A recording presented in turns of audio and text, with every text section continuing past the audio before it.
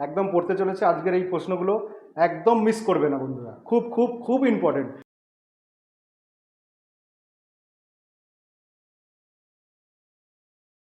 2025 মাধ্যমিক আমাদের সামনেই উপস্থিত, আর মাত্র দিন কয়েক বাকি।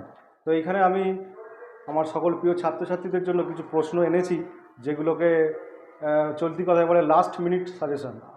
আর সেই প্রশ্নগুলো সকলেই পরিচিত রয়েছে তোমরা, তবুও আমি একবার তোমাদের সুবিধার্থে, তোমাদের কনফিডেন্সটাকে আরেকটু হাই করার জন্য, জীবনের প্রথম পরীক্ষা দিতে যাচ্ছে তোমরা, সেই জন্য আমি কিছু প্রশ্ন যেগুলো একেবারে পড়তে চলেছে নিজস্ব সাজেশন থেকে এবং বিভিন্ন বই ঘেঁটে তোমাদের জন্য তৈরি করে দিচ্ছি।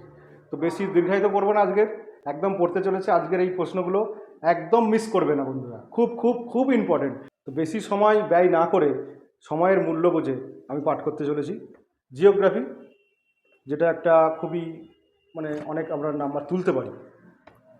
গ্রুপ এ, নদীর ক্ষয়কার্যের ফলে সৃষ্ট যে কোনো তিনটি ভূমিরূপের সচিত্র বর্ণনা করো। জোয়ার ভাটা সৃষ্টির কারণ ব্যাখ্যা করো। বায়ুমণ্ডলের উষ্ণতার তারতম্যের কারণগুলির চিত্রসহ আলোচনা করো। হিমবাহের ক্ষয়কার্যের ফলে সৃষ্ট যে কোনো দুটি ভূমিরূপের চিত্রসহ বর্ণনা করো।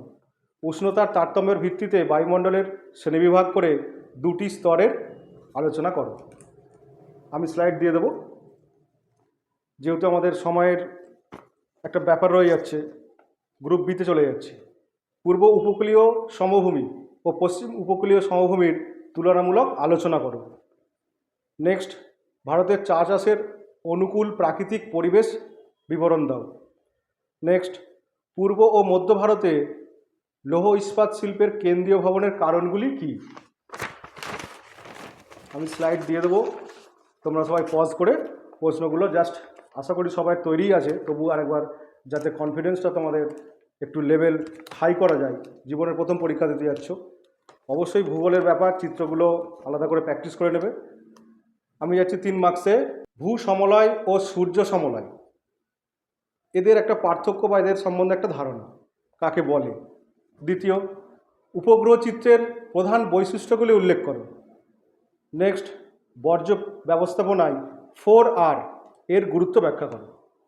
যাক, আমি সব পুরোটাই দিচ্ছি না, যেগুলো আমার মনে হচ্ছে একদম অবধারিত আসবে আমি সেগুলোই দিচ্ছি, এছাড়া তোমাদের সব তৈরি রয়েছে, কিন্তু এগুলো মিস করবে না, এগুলো একদম দেখে যাবে।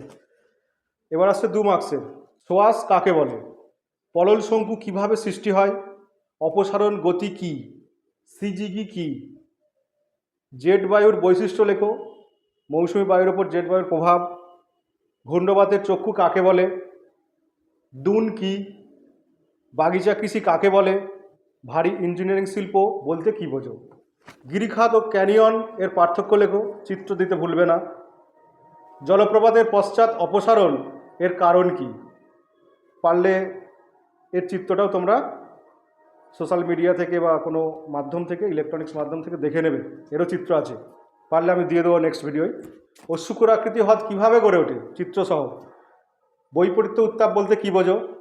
ট্রোপোস্ফিয়ারের উচ্চতা বৃদ্ধির সঙ্গে সঙ্গে উষ্ণতার হ্রাস পায় কেন? করমণ্ডল উপকূলে বছরে 2বার বৃষ্টিপাত হয় কেন?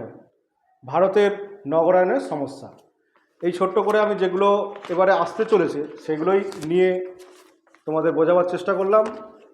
অবশ্যই এগুলো বন্ধুদের মধ্যে শেয়ার করবে, আর যত দ্রুত পারো এগুলোকে একবার চোখ বুলে নেবে। আশা করি সবার এই প্রশ্নগুলো একদম মাথার মধ্যে রয়ে গেছে।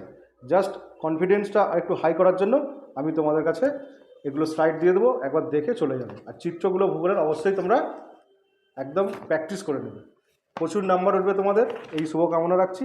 এবং আমি ইতিহাস, ভূগোল, বাংলা থেকে আরও কিছু ভিডিও করছি, যেগুলো আর দিন কয়েকের মধ্যেই তোমাদের পরীক্ষার প্রশ্নে আসতে চলেছে। তোমরা যখন প্রশ্নটা খুলবে দেখবে এই প্রশ্নগুলো তোমাদেরকে ওয়েলকাম করবে। আশা করি পরীক্ষা সবাই ভালো হবে। এই বলে আজকের ভিডিওটা সংক্ষিপ্ত করে শেষ করলাম। সবাই ভালো থাকবে। তো আমার সহজ পাঠ চ্যানেল অনেক দিন ধরে আছে, কিন্তু সময়ের অভাবে আমার আসা হয়ে থাকে না, প্রচুর ব্যস্ত থাকি বিভিন্ন কারণে। আর যদি এই ভিডিওটা তোমাদের কারো মনে হয় যে একটু মোটিভেট হয়েছে বা উপকারে লেগেছে, অবশ্যই শেয়ার করবে এবং আমার চ্যানেলটিকে সাবস্ক্রাইব করে দেবে।